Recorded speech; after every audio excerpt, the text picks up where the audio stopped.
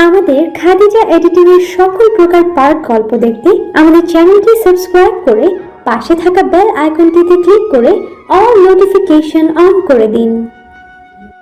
সোফায় বসে কফি খাচ্ছি আর টিভি দেখতেছিলাম। হঠাৎ ভাবি হাসপাতাল থেকে বাসায় আসলো। আসলে ভাবি একজন ডাক্তার। আমি ভাবির দিকে তাকিয়ে আবার চোখ নামিয়ে ফেললাম, কারণ ভাবির পেটের উপর কাপড় ছিল না। আমি প্রায় সময় দেখি ভাবি আমার সামনে দিয়ে এভাবে হাঁটে। তাকে কিছু বলতে পারি না, কারণ তিনি আমার থেকে বড়। আমার দিকে তাকিয়ে একটা মুচকি হাসি দিয়ে রুমে চলে গেল। এবার পরিচয় দেই, আমি স্বাধীন। কিছুদিন আগে পড়ালেখা শেষ করেছি। আমাদের নিজের ব্যবসা আছে। বাবা অফিস দেখাশোনা করে, আমি আম্মু বাসায় থাকি। আরও কিছুদিন পর অফিস দেখাশোনা করব।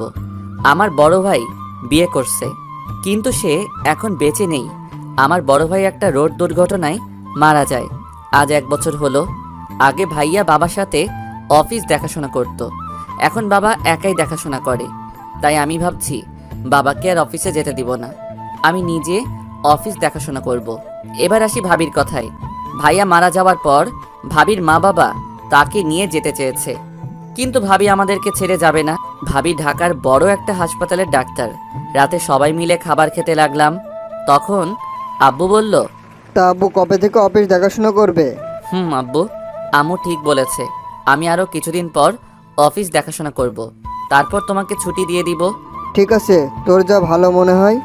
ভাবি, তুমি আমার রুমে কিছু বলবে নাকি? আসলে তোমার সাথে আমার কিছু কথা আছে। কি কথা ভাবি? তুমি কালকে একটু হাসপাতালে যেতে পারবে? কেন ভাবি? আসলে রাস্তা দিয়ে যাওয়ার সময় রাস্তার বখাটে ছেলেগুলো আমাকে দেখে বাজে কথা বলে।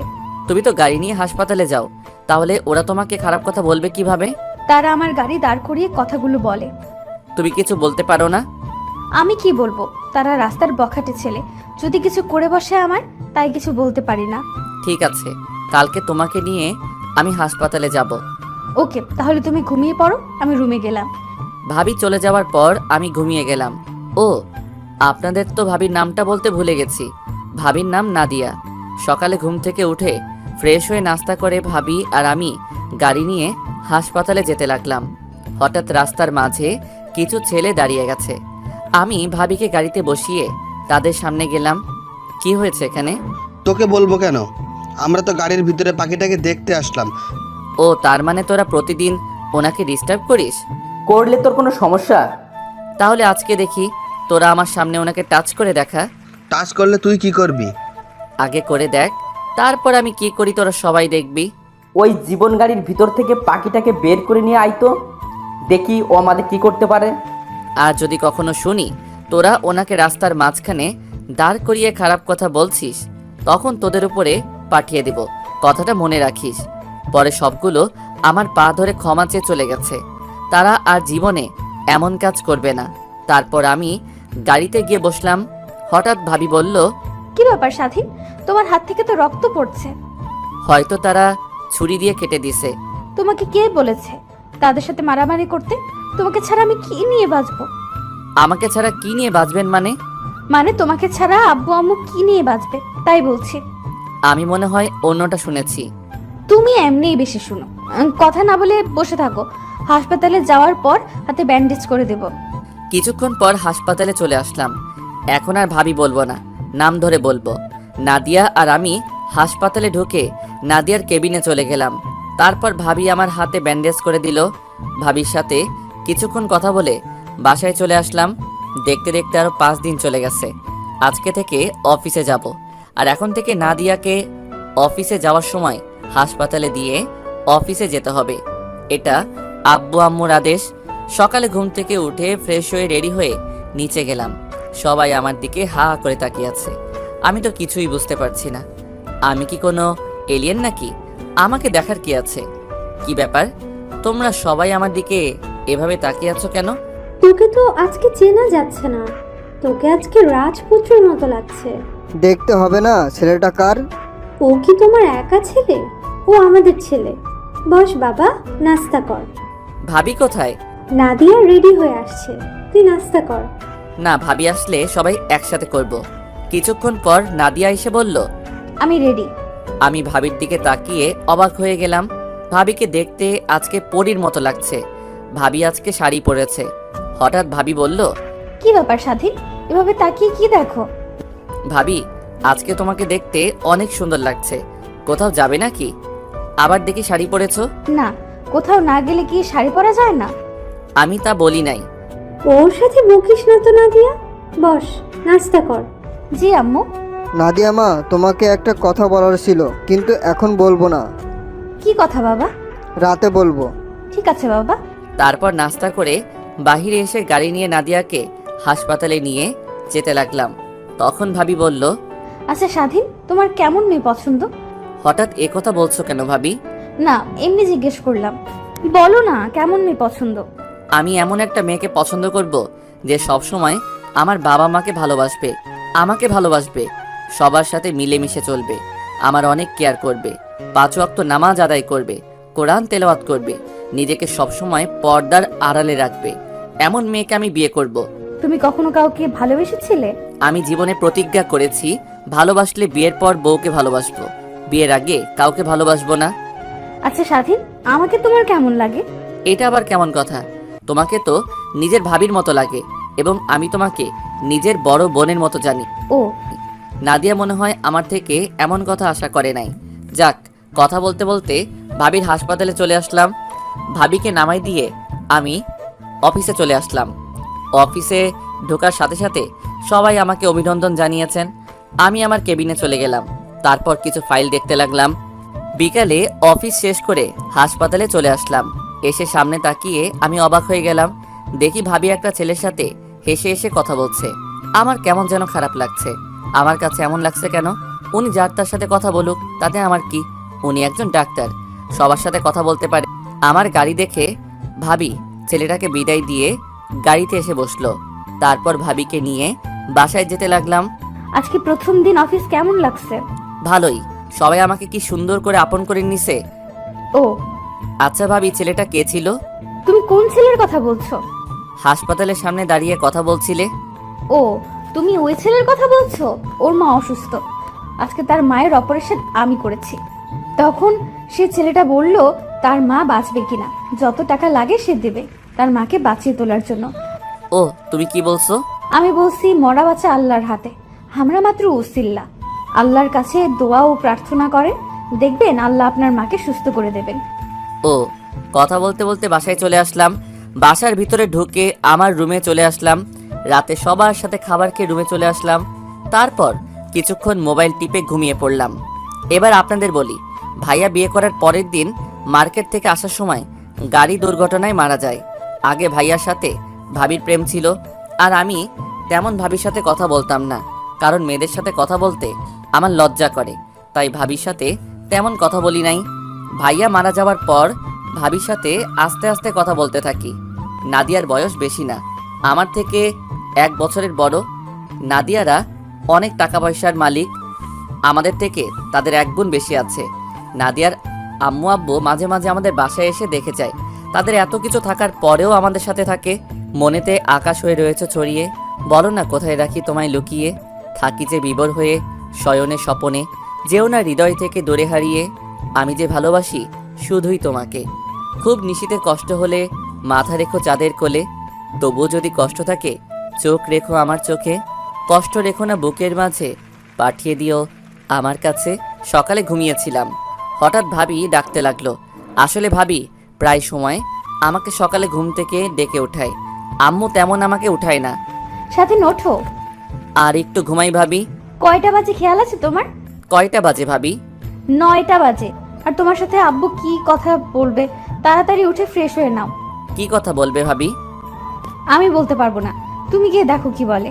ঠিক আছে, আমি ফ্রেশ হয়ে আসছি বলে বিছানা থেকে নেমে ওয়াশরুমে চলে গেলাম। ভাবি আমার রুম গোছাতে লাগলো। আমি ফ্রেশ হয়ে বাহিরে এসে দেখি ভাবি রুম ঝাড়ু দিচ্ছে, আর ভাবি পুরো পেট দেখা যাচ্ছে, পুরো সাদা ধবধবে দেহটা। আমি চোখ সরিয়ে নিলাম। আমি বুঝি না ভাবি আমার সামনে এভাবে থাকে কেন। আমি কোনো কথা না বলে রেডি হয়ে নিচে চলে গেলাম। নিচে এসে দেখি আব্বু সোফায় বসে কফি খাচ্ছে আর পেপার পড়ছে। গুড মর্নিং আব্বু। গুড মর্নিং মাই ডিয়ার সন। ভাবি বলল, তুমি নাকি আমার কি কথা বলবে? আগে নাস্তাটা করে নাও। ঠিক আছে আব্বু। আমি টেবিলে বসে নাস্তা করে নিলাম। নাস্তা করে আব্বুর পাশে গিয়ে বসলাম। এবার বলো আব্বু, কি কথা বলবে? আমি যে কথা বলবো তুমি কিন্তু না করতে পারবে না। কি কথা আব্বু? তোকে না জানিয়ে আমরা তোর বিয়ে ঠিক করে ফেলেছি। কি বলছো আব্বু? তা মেয়েটাকে কোথায় থাকে, কি করে? মেয়েটাকে তুই চিনিস? কে সে? নাম কি তার?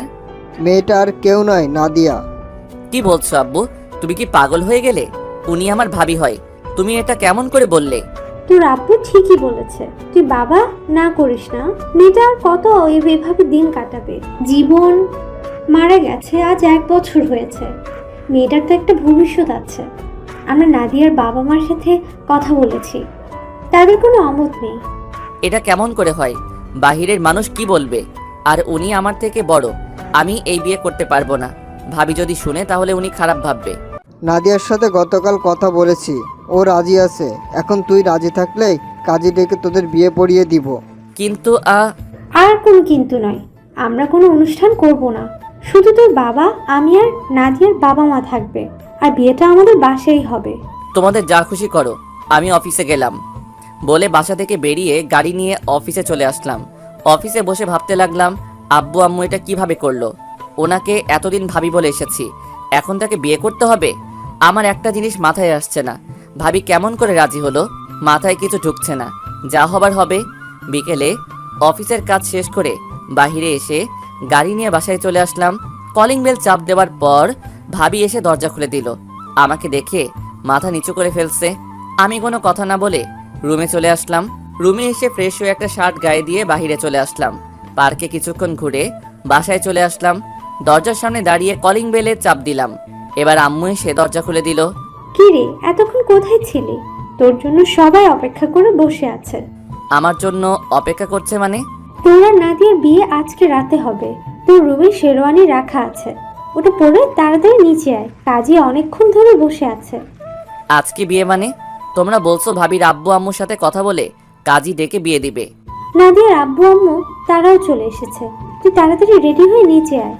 কি আর করার, ভদ্র ছেলের মতো রুমে এসে ফ্রেশ হয়ে রেডি হয়ে নিচে চলে আসলাম। দেখি নাদিয়া সোফায় বউ সেজে বসে আছে আর মাথা নিচু করে আছে। আম্মু হাতের ইশারায় বলল নাদিয়ার পাশে বসার জন্য, আর দাঁড়িয়ে না থেকে নাদিয়ার পাশে গিয়ে বসলাম। তারপর কাজী বিয়ে পড়ানো শুরু করলো। অবাক করার বিষয় হলো, নাদিয়াকে কবুল বলতে বললে সাথে সাথে কবুল বলে ফেললো। তারপর আমাকে বলল কবুল বলার জন্য। আমি কিছুক্ষণ চুপ করে বসে আছি। আব্বু আম্মু আমাকে বারবার বলছে কবুল বলার জন্য। তাদের জোড়াজোড়িতে কবুল বলে ফেললাম। রাতে খাবার খেয়ে নাদিয়ার আব্বু আম্মু, আরে এখন তো আমার শ্বশুর শাশুড়ি হবে, তারা চলে গেছে। আমি ছাদের উপর চলে গেলাম আর ভাবতে লাগলাম, লাস্ট পর্যন্ত নিজের ভাবিকে বিয়ে করলাম। আপনারা হয়তো বলবেন আমি কেন বিয়ে করলাম। আসলে আমি আজ পর্যন্ত বাবা মার কথার অবাধ্য হই নাই, তাই তাদের কথা ফেলতে পারি নাই। তারা কথা দিয়ে ফেলছে। আমি চাই না আমার বাবা মা অসম্মানী হোক, তাই বিয়েটা করে ফেললাম। কিছুক্ষণ পর আম্মু এসে ডেকে নিয়ে গেল। তারপর আমার রুমে ঢুকিয়ে দিল। আমাকে রুমে ঢুকতে দেখে নাদিয়া খাট থেকে নেমে আমাকে সালাম করতে আসলে আমি সরে যাই। ভাবি, তুমি এটা কি করছো? তুমি ভাবি কাকে বলছো? এখন তুমি আমার স্বামী, আর বাসর রাতে স্ত্রী স্বামীর পা ধরে সালাম করা এটা নিয়ম। তুমি কিভাবে বিয়েতে রাজি হলে? আমি না তোমার ভাইয়ের মতো? তাহলে তুমি আমাকে বিয়ে করলে কেন? রাস্তায় হাসপাতালে মানুষে অনেক কথা বলে আমাকে, তাদের কথা শুনে মাথা নিচু করে হাঁটি। তারা বলে আমার তো স্বামী নাই, তাই তাদের সাথে রাত কাটাতে। রাস্তার বখাটে ছেলেরা নানান ভাষায় কথা বলে, তাই বাবা মার কথায় না করতে পারি নাই। ঠিক আছে, তুমি ঘুমিয়ে পড়ো, আমি সোফায় গিয়ে ঘুমিয়ে পড়ি। তুমি সোফায় কেন ঘুমাবে? তুমি আমার সাথে ঘুমাবে। তুমি আমার ভাবি, তোমার সাথে আমি কি করে ঘুমাই বলো? এখন আমি তোমার স্ত্রী, সো এখন থেকে আমার নাম ধরে ডাকবে। চলো, তুমি আমার সাথে ঘুমাবে। আজকে না আমাদের বাসর রাত। তুমি বিছানায় শুয়ে পড়ো, আমি কেমন আনইজি ফিল করতেছি। হঠাৎ নাদিয়া এমন কথা বলল। আমি তো অবাক হয়ে গেলাম। তুমি কি আমার সাথে ঘুমাবে, নাকি এখন আব্বু আম্মুকে ডাক দিব? ভাবি, তুমি আমার সাথে এভাবে কথা বলছো কেন? আর একবার ভাবি বলে ডাকলে মাথা ফাটিয়ে দিব। তাড়াতাড়ি বিছানায় এসো। আমি আর কোনো কথা না বলে বিছানার একপাশে শুয়ে পড়লাম। নাদিয়ার কথা হঠাৎ এমন হলো কেন? আজ 1 বছর তো এরকম দেখি নাই। নাদিয়া লাইট অফ করে এসে আমার পাশে শুয়ে পড়লো। তারপর আমাকে পিছন থেকে জড়িয়ে ধরলো। জীবনে এই প্রথম কোনো মেয়ে আমাকে জড়িয়ে ধরলো, তাও আবার নিজের ভাবি। থুক্কু, এখন তো বউ। আমার কাছে কেমন যেন লাগছে, প্লিজ আমাকে ছেড়ে দিন। আমার কাছে কেমন যেন লাগছে। তোমাকে ছাড়ার জন্য তো ধরে নাই, তুমি এখন আমাকে আদর করো। আমি পারবো না। বেশি কথা বললে আব্বু আম্মুকে ডাক দেবো। কথায় কথায় আব্বু আম্মুকে ডাক দেওয়ার কথা বলো কেন? আসলে আপনার কি হয়েছে? আপনি তো আগে এমন ছিলেন না। সেটা তোমার না জানলেও চলবে। তোমাকে বলছি না আদর করতে আমাকে? আজকে না করলে হয় না? বুঝেছি, যা করার আমাকেই করতে হবে। বলে আমার ঠোঁটের সাথে ঠোঁট লাগিয়ে দিল। আমার ঠোঁট দুটো পাগলের মতো চুষতে লাগলো। যেভাবে চুষতে লাগলো মনে হয় আমার ঠোঁট দুটো চকলেটের মতো মিষ্টি। কিস করতে করতে আমার শরীরের জামা কাপড় খুলতে লাগলো। হায় আল্লাহ, এখন তো আমি মেয়েদের কাছে পুরুষ নির্যাতন হতে আসি। তোমরা কেউ আমাকে ভাবি থুক্কু নাদিয়ার হাত থেকে বাঁচাও। নাদিয়ার এমন কাহিনী দেখে নিজেকে আর কন্ট্রোল করতে পারি নাই। আমিও নাদিয়ার সাথে সাড়া দিতে লাগলাম। আমি নাদিয়ার পুরো শরীরে কিস করতে লাগলাম। নাদিয়া আমাকে শক্ত করে জড়িয়ে ধরে আছে। তারপর বাকিটা আর জানতে হবে না, ইতিহাস হয়ে রয়ে গেল। সকালে ঘুম থেকে উঠে দেখি নাদিয়ার শরীরে কোনো কাপড় নেই, তার বুকের উপর একটা তিল আছে। ওটা আমাকে কাছে টানছে। আমি নাদিয়ার বুকের উপর কিস করতে লাগলাম। নাদিয়া আমাকে শক্ত করে জড়িয়ে ধরলো। সকালবেলা আরেকবার হয়ে গেছে। তারপর দুজনে একসাথে ওয়াশরুমে ঢুকে ফ্রেশ হয়ে নিচে চলে গেলাম। দুজনে দুইটা চেয়ার টেনে বসলাম। আম্মু আমাদের নাস্তা দিল। দুজনে খেয়ে রুমে চলে আসলাম। এভাবে চলতে লাগলো আমাদের দুষ্টু মিষ্টি ভালোবাসা। আমি এখন অফিস দেখাশোনা করি আর নাদিয়া বাসায় আব্বু আম্মুর সেবা যত্ন করে। দুজনে একসাথে গোসল করে নিচে চলে আসলাম। আব্বু আম্মু টেবিলে আমাদের জন্য অপেক্ষা করতে লাগলো। দুজনে দুইটা চেয়ার টেনে বসলাম। নাদিয়া, মা স্বাধীনকে নাস্তা দাও। দিচ্ছি আম্মু। নাদিয়া আমাকে নাস্তা দিল। তারপর নাস্তা খেয়ে রুমে চলে আসলাম। নাদিয়া আমার পিছন দিয়ে রুমে ঢুকলো। ঢুকে দরজা বন্ধ করে আমাকে জড়িয়ে ধরলো। আচ্ছা, তোমার হঠাৎ এত পরিবর্তন কেন? কারণ আমি যে তোমাকে ভালোবাসি তাই। মানে কবে থেকে? তোমার মনে আছে একদিন একটা বাচ্চা গাড়ির সাথে ধাক্কা খেয়ে পড়ে গেছে আর তুমি বাচ্চাটাকে নিয়ে হাসপাতালে ভর্তি করিয়ে দিলে? মনে আছে। তুমি জানলে কি করে? তুমি জানো বাচ্চাটাকে? সেটা আমি জানি না। রাস্তায় পড়েছিল, কেউ তাকে ধরছে না, তাই আমি তাকে হাসপাতালে নিয়ে ভর্তি করিয়ে দিলাম। পরে ডাক্তার বলল রক্ত লাগবে। আমার এক বন্ধুর রক্তের গ্রুপের সাথে বাচ্চাটার রক্তের গ্রুপ মিলছিল। তারপর বন্ধুকে ফোন দিয়ে নিয়ে এসে বাচ্চাটাকে রক্ত দিলাম। বাচ্চাটার মা সাথে ছিল। তারপর ওনাকে বলে আমরা চলে আসলাম। বাচ্চাটা আমার বান্ধবী বিথির ছোট ভাই ছিল। যখন আমি আর বিথি হাসপাতালে গিয়ে কেবিনে ঢুকবো তখন তুমি আর তোমার বন্ধু কেবিন থেকে বেরিয়ে গেছো। আমি ভিতরে গিয়ে আন্টিকে বললাম তোমার কথা। তখন আন্টি তোমার কথা বলে। আন্টির থেকে তোমার কথা শুনে অনেক ভালো লাগলো। তারপর তোমাকে অনেক খুঁজেছি কিন্তু কোথাও পাইনি। তার কিছুদিন পর তোমার মা বাবা দেখতে যায়, তাদের আমাকে পছন্দ হয়। এরপর কি হলো তুমি তো জানো। ভাইয়ের বিয়ের সময় আমার কি হয়েছে তুমি তো জানো, কিন্তু আমার পাঠক পাঠিকা তারা জানে না। তাহলে শুনুন, ভাইয়ের বিয়ের সময় আমি অনেক অসুস্থ ছিলাম। আমি হাসপাতালে ভর্তি ছিলাম। আমার প্রচণ্ড জ্বর ছিল। বিয়ের আগের দিন আমাকে বাসায় নিয়ে আসে। আমি তখন মোটামুটি সুস্থ ছিলাম। ভাইয়ের বিয়ের দিন আমি ভাবিদের বাড়িতে যাইনি। বিয়ের দিন তোমার চেহারা আমার চোখের সামনে খালি ভেসে উঠেছে। তারপর তোমার আশা ছেড়ে দিয়ে বিয়ে করে ফেললাম। তোমাদের বাড়িতে আমাকে নিয়ে আসার পর যখন তুমি আমাকে দেখতে এসেছো তখন যেন আমার মাথায় আকাশ ভেঙে পড়লো। শাশুড়ি আম্মা যখন বলল তুমি আমার দেবর, আমি তো বিশ্বাস করতে পারছি না। তারপর চিন্তা করলাম জীবন সাথী হিসাবে নাহি পেলাম, তবে দেবর হিসেবে তো পেলাম। বিয়ের পরের দিন যখন শুনলাম গাড়ির দুর্ঘটনায় মারা গেছে তখন আমার সব অন্ধকার হয়ে গেছে। 3 মাস পরে যখন কিছুটা স্বাভাবিক হলাম তখন তোমাকে পাবার আশা শুরু করলাম। আবার এটাও ভেবেছিলাম তোমার সাথে কি আমাকে বিয়ে দিবে। আমি তো তোমার থেকে বড়। আমার মা বাবা যখন বলল আমাকে নিয়ে যাবে তখন আমি তোমার কারণে যাইনি। বিয়ের আগের দিন রাতে আব্বু আম্মু আমাকে তার রুমে নিয়ে বলল তোমার সাথে আমাকে বিয়ে দিবে। আমি রাজি কিনা। আব্বুর কথা শুনে আমি অনেক খুশি হয়ে গেলাম। তখন আমি আব্বুকে বললাম আমি তো রাজি, স্বাধীন কি রাজি হবে? আব্বু বলল এটা নিয়ে আমাকে চিন্তা করতে হবে। স্বাধীন আজ পর্যন্ত আমাদের কথার অবাধ্য হয়নি। তুমি এই নিয়ে চিন্তা করো না, আমরা সব ব্যবস্থা করছি। এরপর কি হলো সব তো তুমি জানো। তাহলে তুমি আমাকে বললে না কেন তুমি আমাকে ভালোবাসো? ভয় বলতে পারি নাই। যদি তোমার মা বাবা আমাকে ঘর থেকে বের করে দেয় তখন তো আর তোমাকে দেখবো না। তোমাকে আমার কথায় অনেকভাবে বুঝিয়েছি কিন্তু তুমি বোঝো নাই। ঠিক আছে, এবার আমাকে ছাড়ো। অনেকক্ষণ ধরেছিলে। দরজা খোলা, কেউ চলে আসবে। না, আমি ছাড়বো না। আমাকে একটা কিস দাও, তারপর ছাড়বো। সকালে ঘুম থেকে উঠে দিছি না? আমার এখন লাগবে। আচ্ছা, তুমি এত রোমান্টিক কবে থেকে হয়েছো? তোমাকে আপন করে পাওয়ার পরে। এখন বেশি কথা না বলে আমাকে একটা কিস করো। কি আর করার, আমি নাদিয়ার মাথা উঁচু করে তার ঠোঁটের সাথে ঠোঁট লাগিয়ে দিলাম। দুজন দুজনকে কিস করতে লাগলাম। প্রায় 5 মিনিট পর ছেড়ে দিলাম। দেখতে দেখতে 7 দিন চলে গেল। আজকে থেকে অফিসে যেতে হবে। নাদিয়াকে সাথে করে নিয়ে যেতে হবে। তাকে হাসপাতালে নামিয়ে দিয়ে আমি অফিসে চলে যাব। সকালবেলা ঘুম থেকে উঠে দুজনে ফ্রেশ হয়ে নাস্তা করে গাড়ি নিয়ে বের হয়ে পড়লাম। নাদিয়া আমার ঘাড়ে মাথা দিয়ে রাখলো আর এক হাত তার হাতের ভিতরে রাখলো। কথা বলতে বলতে নাদিয়ার হাসপাতালে চলে আসলাম। নাদিয়া গাড়ি থেকে নামার আগে এমন কিছু করবে আমি তো কল্পনাও করতে পারিনি। নাদিয়া গাড়ি থেকে নামার আগে আমার ঠোঁটের সাথে তার ঠোঁট এক করে দিল। 2 মিনিট পর ছেড়ে দিয়ে নেমে গেল আর ভিতরে ঢুকার আগে বলে গেল অফিস থেকে দুপুরে হাসপাতালে চলে আসতে, দুজনে একসাথে লাঞ্চ করব। আমি ঠিক আছি বলে গাড়ি নিয়ে অফিসে চলে আসলাম। 7 দিন পরে অফিসে আসলাম। অনেক কাজ জমে গেছে, তাই বসে বসে কাজ করতে লাগলাম। কাজ করতে করতে দুপুরে লাঞ্চের টাইম হয়ে গেছে। হাতের কাজ এখনো কিছু বাকি আছে। পরে চিন্তা করলাম লাঞ্চ করে এসে করব। তারপর ম্যানেজারকে বলে অফিস থেকে বেরিয়ে গাড়ি নিয়ে নাদিয়ার হাসপাতালে চলে আসলাম। গাড়ি থেকে নাদিয়াকে ফোন দিলাম, কিন্তু নাদিয়া ফোন ধরলো না। আরও 2-3 বার দিলাম। অবাক করার বিষয় হলো নাদিয়া আমার ফোন রিসিভ করেননি। তাই গাড়ি পার্কিং করে হাসপাতালের ভিতরে ঢুকে গেলাম। আমি সোজা নাদিয়ার কেবিনে যেতে লাগলাম। কেবিনের সামনে এসে সোজা ঢুকে গেলাম। তারপর ভিতরে যেটা দেখলাম তার জন্য মোটেও প্রস্তুত ছিলাম না। এই পৃথিবীতে প্রিয় মানুষগুলোকে ছাড়া বেঁচে থাকাটা কষ্টকর, কিন্তু অসম্ভব কিছু নয়। কারো জন্য কারো জীবন থেমে থাকে না, জীবন তার মতোই প্রবাহিত হয়। তাই যেটা ছিল না সেটা না পাওয়াই থাক। সব পেয়ে গেলে জীবনটাও একঘেয়েমি হয়ে যায়। মনে রেখো, পৃথিবীর সকল কষ্টই ক্ষণস্থায়ী। কারোর সাথে অভিমান করতে হলে তার উপর মিনিমাম একটা অধিকার থাকা লাগে, না হলে সে কখনোই তোমার অভিমান ভাঙাতে আসবে না। কিন্তু আমি সেটা ভুলে গেছিলাম 2 দিনের কথা বলায় কারো উপর কোনো অধিকার তৈরি হয় না। যেটা তৈরি হয় সেটা শুধুমাত্র একটা মনুষ্যত্ব ছাড়া আর কিছুই না।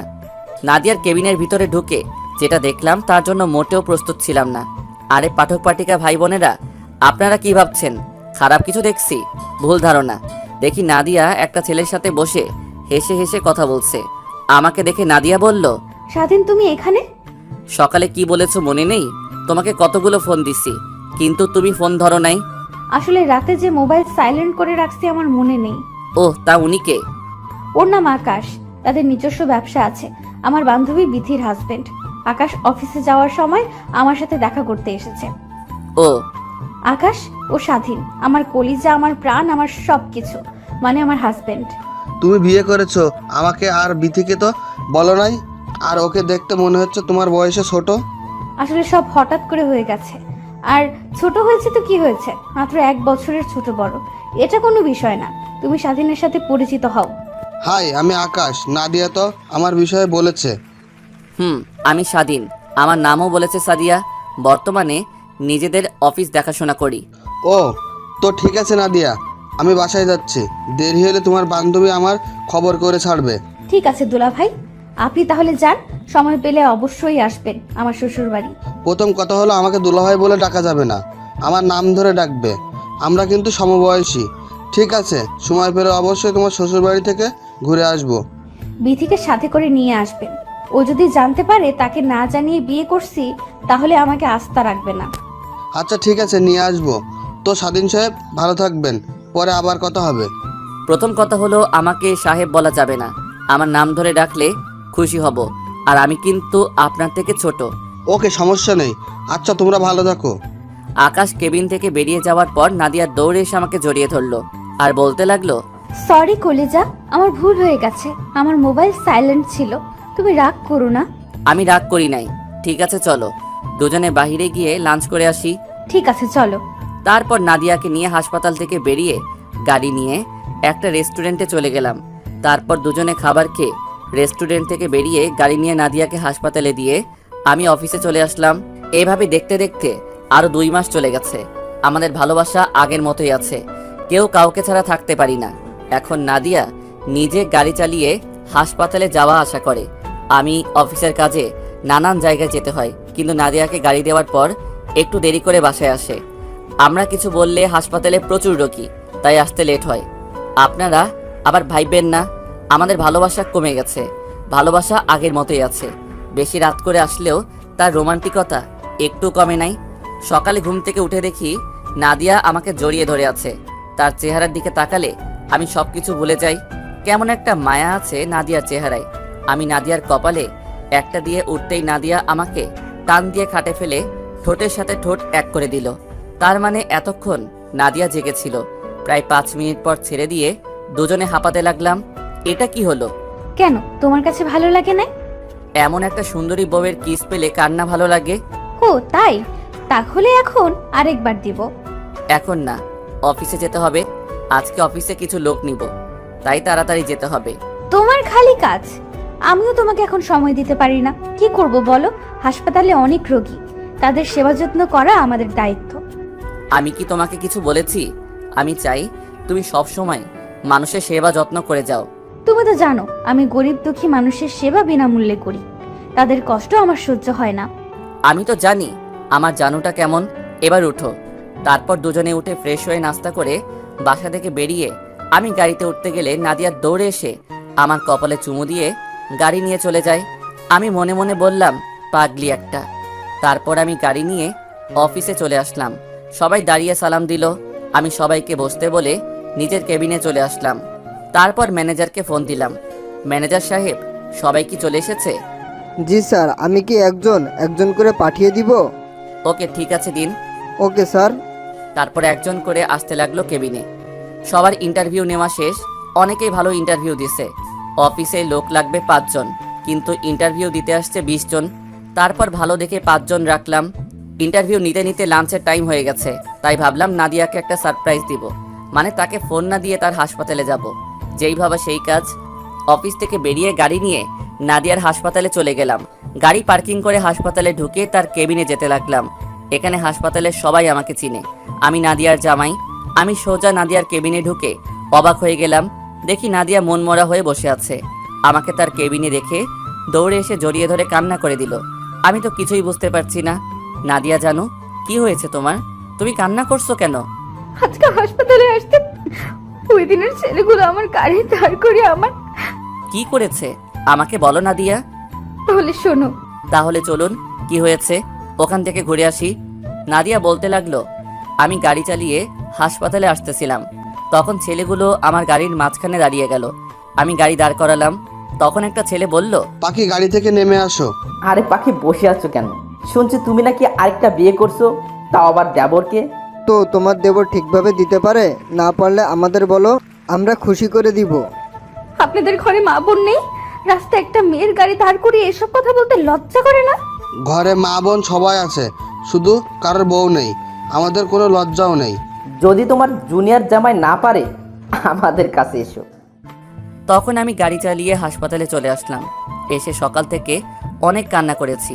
আমি নাদিয়াকে শক্ত করে জড়িয়ে ধরে বললাম, আমি থাকতে তোমার কেউ কিছু করতে পারবে না, আমার উপর ভরসা রাখো।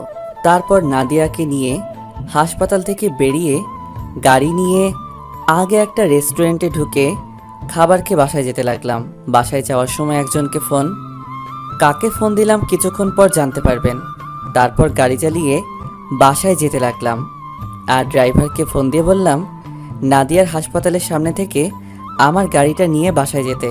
যেতে যেতে হঠাৎ সকালের ছেলেগুলো গাড়ির সামনে দাঁড়িয়ে গেল।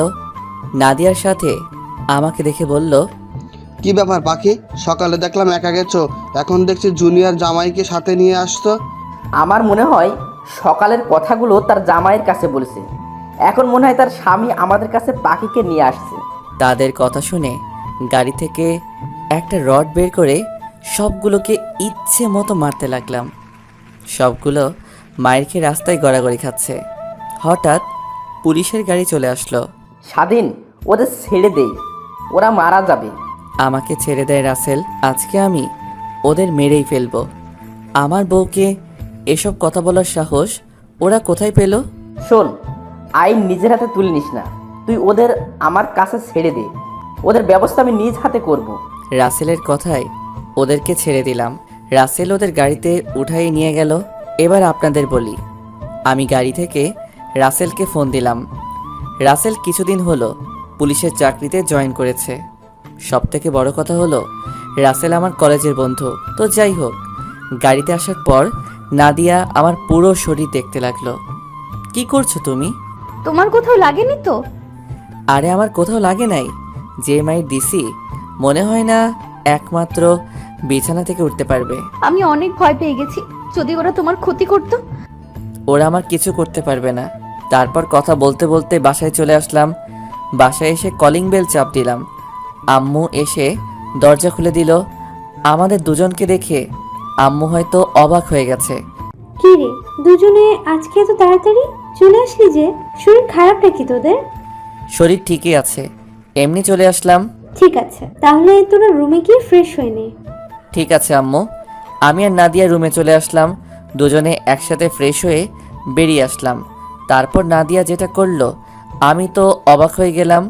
মানুষের মাঝে আছে মন, মনের মাঝে প্রেম, প্রেমের মাঝে জীবন, জীবনের মাঝে আশা, আশার মাঝে ভালোবাসা, আর সেই ভালোবাসার মাঝে শুধুই তুমি। আমার ভালোবাসা সেদিন সার্থক হবে যেদিন ভালোবাসার মানুষটি এক ফোঁটা চোখের জল ফেলে বলবে, আমি শুধু তোমাকেই ভালোবাসি। তারপর নাদিয়া যেটা করলো আমি তো অবাক হয়ে গেলাম। নাদিয়া আমাকে বিছানায় ফেলে দিয়ে আমার ঠোঁটের সাথে ঠোঁট লাগিয়ে দিল। প্রায় 5 মিনিট পর ছেড়ে দিল। তারপর দুজনকে জড়িয়ে ধরে শুয়ে পড়লাম। রাতে খাবার টেবিলে নাদিয়া বলল, আব্বু আম্মু, তোমাদের একটা কথা বলবো, রাগ করবে না তো? কি কথা নাদিয়া? আসলে আম্মু, আমি আর চাকরি করতে চাই না। এখন থেকে বাসায় থাকবো এবং তোমাদের সেবা যত্ন করব। তাহলে তো ভালোই হয়, তোমার যা ভালো মনে হয় করো। আমিও তোমাকে বলবো মনে করছি, পরে আবার চিন্তা করলাম তুমি যদি কিছু মনে করো, তাই বলিনি। এখানে মনে করার কিছু নেই আম্মু, তোমরা তো আমার সব। তোমরা যেভাবে বলবে আমি তো সেভাবেই চলবো। তা হঠাৎ তোমার এই কথা মনে হলো কেন? আসলে বাবা মা বাসায় একা একা থাকে, তাদের বয়স তো আর কম হয় নাই, তাই আমি ভাবলাম চাকরি ছেড়ে দিয়ে তাদের সেবা যত্ন করব। ও, তারপর রাতের খাবার খেয়ে রুমে চলে আসলাম।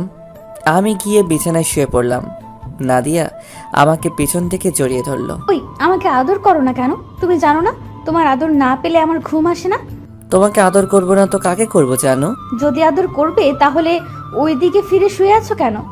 আচ্ছা বাবা, সরি। আসো, তোমাকে এবার আদর করি। আমি না তোমার মতো কিউট একটা ছেলে চাই। না, তোমার মতো সুন্দরী একটা মেয়ে চাই আমি। না, ছেলে চাই। না, মেয়ে চাই। ঠিক আছে, আল্লাহ যেটা দিবে তাতেই খুশি। এখন বলো, ছেলে হলে কি নাম রাখবে আর মেয়ে হলে কি নাম রাখবে? ছেলে হলে নাম রাখবো রিমন, আর মেয়ে হলে নাম রাখবো রাইসা। খুব সুন্দর নাম, আমার অনেক পছন্দ হয়েছে। কিন্তু আমার যে অনেক কষ্ট করতে হবে। করতে হলে করবে। তাহলে আসো, মিশন শুরু করে দেই। তোমার লজ্জা করছে না? সব পাঠক পাঠিকারা শুনছে আর দেখতে আসছে। ও মা, তারা দেখলে সমস্যা কোথায়? তারা আমাদের এসব দেখে শিখবে কেমন করে বউকে আদর করতে হয়। তারা না শিখলে তো জীবনে বাবা ডাক শুনতে পাবো না। তোমার মুখে কিছুই আটকায় না। আমি জানি আমার পাঠক পাঠিকারা কাউকে কিছু বলবে না, তারা অনেক ভালো।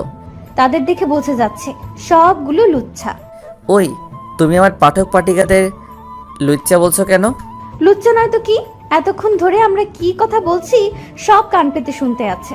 ঠিক আছে, তাহলে আমি লাইটটা অফ করে দেই, তাহলে অন্ধকারে কিছু দেখবে না। আমি লাইটটা অফ করে দিয়ে নাদিয়াকে জড়িয়ে ধরে তার পুরো শরীরে কিস করতে লাগলাম। নাদিয়া আমাকে শক্ত করে জড়িয়ে ধরে আছে। আস্তে আস্তে নাদিয়ার পেটের উপর কাপড়টা সরিয়ে কিস করতে লাগলাম।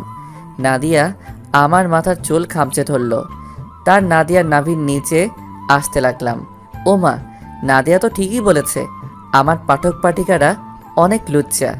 আমরা বউ জামাই কি করছি সব কিছু দেখছে, অনেক দেখছেন। আর দেখা লাগবে না।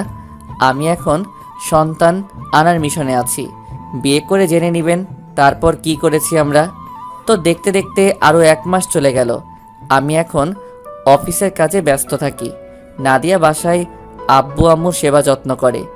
আমার আর নাদিয়ার ভালোবাসা আগের মতো আছে। একদিন অফিস থেকে দুপুরে বাসায় এসে কলিং বেল চাপ দিলাম। কাজের লোক এসে দরজা খুলে দিল। আমি ভিতরে ঢুকে তো অবাক হয়ে গেলাম। দেখি নাদিয়া রাসেলের সাথে কথা বলছে সোফায় বসে। রাসেল আসবে আমাকে তো বলে নাই। নাদিয়া আমাকে দেখে বলল, কি ব্যাপার, তুমি আজকে দুপুরে চলে আসলে যে? অফিসে তেমন কাজ ছিল না, তাই ভাবলাম বাসায় চলে যাই। এসেছো, ভালো করেছো। দেখো কে এসেছে। কি রে, তুই কখন আসলি? আমাকে তো জানালি না। আসলে আমি জানতাম না যে তুই অফিসে, আমি মনে করছি তুই বাসায়, তাই ভাবলাম তোকে সারপ্রাইজ দিব। কিন্তু বাসায় এসে দেখি ভাবি আর তোর আঙ্কেল আন্টি। আমি তোমাকে ফোন দিতাম, কিন্তু তার আগেই তুমি চলে আসলে। তা কি মনে করে আসলি? তুই তো এখন আগের মতো আমাদের বাসায় আসিস না। আমি কিন্তু এমনি আসি নাই, তোদের দাওয়াত দিতে এসেছি। কিসের দাওয়াত? আগামী শুক্রবার আমার বিয়ে, তোদের সবাইকে কিন্তু যেতে হবে। ঠিক আছে, যাব। তা মেয়েটা কে? মেয়েটা আর কেউ নয়, সাদিয়া। তুই কোন সাদিয়ার কথা বলছিস? তোর মামা তো বোন সাদিয়া? হুম। সাদিয়া তো তোকে পাত্তা দিত না, তাহলে বিয়েতে রাজি হলো কিভাবে? আগে দেয় নাই, কিন্তু এখন সে আমাকে ভালোবাসে। আগে পাত্তা দেয় নাই কারণ সে পড়ালেখা শেষ না করে আমার সাথে প্রেম করতে পারবে না। পুলিশের চাকরি নেওয়ার কিছুদিন পরে সে এসে আমাকে ভালোবাসার কথা বলেছে। যাক, তাহলে তো ভালোই, তোর ভালোবাসার মানুষকে আপন করে পাবি। তো আজকে উঠি, আর অনেক আত্মীয় স্বজন আছে, তাদের গিয়ে দাওয়াত দিতে আসতে হবে। এখন কোথাও যাওয়া হচ্ছে না, লাঞ্চ করে কিছুক্ষণ রেস্ট নিয়ে তারপর বাসায় যাবে। আজকে না ভাবি, অন্য একদিন বউকে সাথে করে নিয়ে এসে খেয়ে যাব। তাহলে ঠিক আছে। তারপর রাসেলকে বিদায় দিয়ে রুমে চলে আসলাম। দেখতে দেখতে রাসেলের বিয়ের দিন চলে এসেছে। আমি রেডি হয়ে সোফায় বসে আছি। নাদিয়ার এখনো সাজা হয় নাই। মেয়েদের সাজতে এত সময় লাগে? হঠাৎ নাদিয়া আমাকে ডাকতে লাগলো। আমি উঠে রুমে গিয়ে দেখি নাদিয়া শাড়ির কুচিটা লাগাতে পারছে না। জান, আমার শাড়ির কুচিটা লাগাতে পারছি না, তুমি এসে লাগিয়ে দাও। আমি তো শাড়ির কুচি লাগাতে পারি না। সমস্যা নেই, আমি তোমাকে দেখিয়ে দিচ্ছি, তুমি এদিকে আসো। আমি নাদিয়ার সামনে গেলাম। নাদিয়ার পেটের উপর কোনো কাপড় নেই, সাদা ধবধবে পেটটা। আমি তার পেটের উপর তাকিয়ে আছি। নাদিয়া আমার দিকে তাকিয়ে দেখে আমি তার পেটের দিকে তাকিয়ে আছি। এখন দেখা লাগবে না, তোমার জিনিস সারা জীবন দেখতে পাবে। আমি আর কোনো কথা না বলে নাদিয়ার কথা মতো শাড়ির কুচিটা পরিয়ে দিতে লাগলাম। যখন কুচিটা পেটের উপর দিয়ে ঢুকিয়ে দিলাম, নাদিয়া চোখ বন্ধ করে আমাকে জড়িয়ে ধরল। তো যাই হোক, বাসা থেকে বেরিয়ে গাড়ি নিয়ে রাসেলের বাসায় চলে গেলাম। ও, আপনাদের তো বলতে ভুলে গেছি, আজকে রাসেলের গায়ে হলুদ। রাসেলের বাসার সামনে এসে দেখি বাড়িটা অনেক সুন্দর করে সাজিয়েছে। তারপর গাড়ি পার্কিং করে দুজনে ভিতরে গেলাম। বাসার ভিতরে ঢুকে দেখি সব ময়দা সুন্দরী চারপাশে ঘোরাঘুরি করছে। নাদিয়া আমার হাত ধরে আছে। আঙ্কেল আন্টির সাথে কথা বললাম আর নাদিয়াকে পরিচয় করিয়ে দিলাম। আন্টি নাদিয়াকে ভিতরে নিয়ে গেল আর আমাকে বলল রাসেল তার রুমে আছে। আমি আর দাঁড়িয়ে না থেকে রাসেলের রুমে চলে আসলাম। এসে দেখি শালা হবু বউয়ের সাথে ফোনে কথা বলছে। আমি পিছন থেকে গিয়ে মোবাইলটা হাতে নিয়ে কেটে দিলাম। কিরে শালা, কালকে তো একেবারে নিয়ে আসবি, তাহলে এত কথা বলার কি প্রয়োজন? আমি ওরে ফোন দিই নাই, ও নিজেই খালি ফোন দেয়। ও, তা তুই কখন আসলি? ভাবি আসে নাই? আন্টি নাদিয়াকে নিয়ে তাদের রুমে গেছে। তো তোর অনুষ্ঠান কখন শুরু হবে? এই তো কিছুক্ষণ পর, তুই নিচে যা, আমি রেডি হয়ে আসতেছি। আচ্ছা ঠিক আছে। আমি আর কোনো কথা না বলে রাসেলের রুম থেকে বেরিয়ে নিচে চলে আসলাম।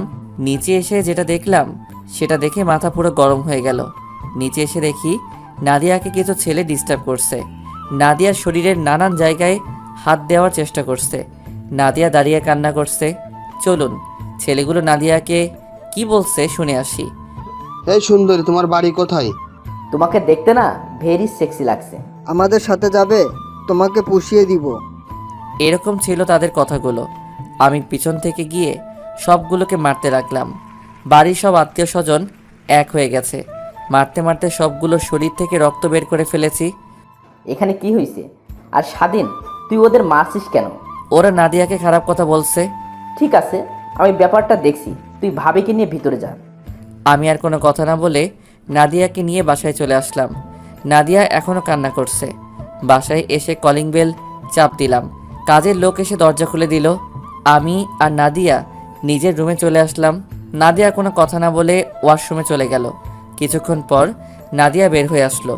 আমিও ফ্রেশ হয়ে বেরিয়ে এসে দেখি নাদিয়া বালিশের নিচে মাথা দিয়ে কান্না করছে। এই জানো, তুমি কান্না করছো কেন? তাদের যে মাইট দিছি মনে থাকলে আর কোনো মেয়ের সাথে এরকম খারাপ কথা বলবে না। তুমি আমাকে রেখে কোথায় চলে গেছো? আমি তোমাকে পুরো বাড়ি খুঁজে বের হয়েছি, হঠাৎ ছেলেগুলো আমাকে দেখে। আমি তো রাসেলের সাথে দেখা করতে গেছি আর তোমাকে আন্টি ভিতরে নিয়ে গেছে। তুমি ভিতর থেকে বেরিয়ে আসলে কেন? আমার একা একা রুমে বসে থাকতে ভালো লাগছে না, তাই তোমাকে খুঁজতে বের হয়েছি। আচ্ছা বাবা, এবার কান্না বন্ধ করো। যা হবার তা হয়ে গেছে, এখন আর কান্না করো না। আমাকে তুমি শক্ত করে জড়িয়ে ধরো। আসো। তারপর নাদিয়াকে শক্ত করে জড়িয়ে ধরলাম, নাদিয়াও আমাকে জড়িয়ে ধরলো। হঠাৎ করেই নাদিয়ার ঠোঁটে ঠোঁট লাগিয়ে দিলাম, দুজনে দুজনকে কিস করতে লাগলাম। তারপর হারিয়ে গেলাম স্বপ্নের পৃথিবীতে। ওই মেয়েরা আর কি দেখবেন, অনেক তো দেখেছেন, আর কিছু দেখা লাগবে না। আপনারা আসলে অনেক লুচু, মানে লুচ্চা। আকের স্বামী স্ত্রী রোম্যান্স দেখেন 5 বছর পর। ও বেবি কাম কাম কাম তুমি। হঠাৎ রিমনের মুখে এই গান শুনে আমি তো অবাক হয়ে গেলাম। তার মানে রিমন হিরো আলমের ভক্ত, কিন্তু ও এই গান কোথায় শুনছে? বাবা, তুমি এই গান কোথায় শুনছো? এটা তো তোমার মোবাইলে শুনেছি বাবা। তুমি জানো এই গান শুনে তোমার আম্মু 3 ঘন্টা জ্ঞান হারাচ্ছিল? কেন আব্বু? সেটা তো বাবা বলতে পারবো না। শুনেছি আরো অনেক মানুষের তোমার আম্মুর মতো অবস্থা হয়েছে। কিন্তু আব্বু, আমি তো মোহনাকে এই গান শুনিয়েছি, কিন্তু ওর তো কিছু হয় নাই। ও তো ছোট মানুষ, তাই ওর কিছু হয় নাই। তুমি এসব গান আর শুনো না বাবা, তুমি ঠিকমতো পড়ালেখা করো। ঠিক আছে আব্বু। রিমন চলে গেল। এতক্ষণ হয়তো বুঝতে পেরেছেন রিমন আমার ছেলে আর মোহনা হলো বিথির মেয়ে। রিমন আর মোহনা দুজনে সমবয়সী, দুজন একসাথে খেলাধুলা করে। রাসেল আর সাদিয়ার বিয়েতে আর যাওয়া হয়নি। পরে রাসেল আমার কাছে এসে ওই ঘটনার জন্য ক্ষমা চেয়েছে। রাসেলের একটা মেয়ে আছে, ওর বয়স 1 বছর 3 মাস। তো যাই হোক, আমি রুমে এসে দেখি নাদিয়া রুম গোছাচ্ছে। আমি গিয়ে পিছন থেকে জড়িয়ে ধরলাম। কি হলো, হঠাৎ পেছন থেকে জড়িয়ে ধরলে? তোমাকে আদর করতে ইচ্ছে করছে। তোমার জিনিস, এখানে বলার কি আছে? তুমি যখন তখন আমাকে আদর করতে পারো। তাহলে চলো রিমনের একটা বোন নিয়ে আসি। আসো। তারপর নাদিয়াকে কোলে তুলে নিয়ে বিছানায় শুইয়ে দিয়ে তার শরীরে কিস করতে লাগলাম। আস্তে আস্তে কি তা আমি আর জানি না, অনেকেই দেখছেন, আর দেখা লাগবে না। আমি এখনো সিঙ্গেল। তো এভাবে চলতে লাগলো আমাদের সংসার। আমরা অনেক হ্যাপি আছি। সবাই আমাদের জন্য দোয়া করবেন, আমরা যেন সারা জীবন একসাথে সুন্দরভাবে জীবনযাপন করতে পারি। তো কেমন হয়েছে জানাবেন। পুরো গল্পে পাশে থাকার জন্য ধন্যবাদ সবাইকে। সবাই লাইক এবং কমেন্ট দিয়ে জানাবেন কেমন হয়েছে।